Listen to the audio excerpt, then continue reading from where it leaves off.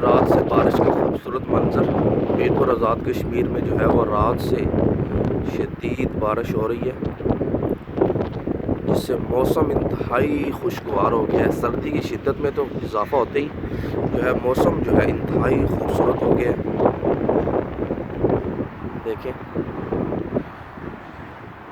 Mirpur Mangla dam बिल्कुल morning के time पर रात भर बारिश होती रही है।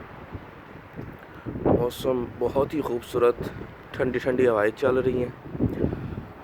अगर मैं आपको मंगला डैम का यहाँ से दिखाऊं तो ये देखें, बिल्कुल खूबसूरत मंज़र। साथ ही जो है वो नौ तामीर शुदा पीसी होटल मीरपुर में, यहाँ पर ये खाड़क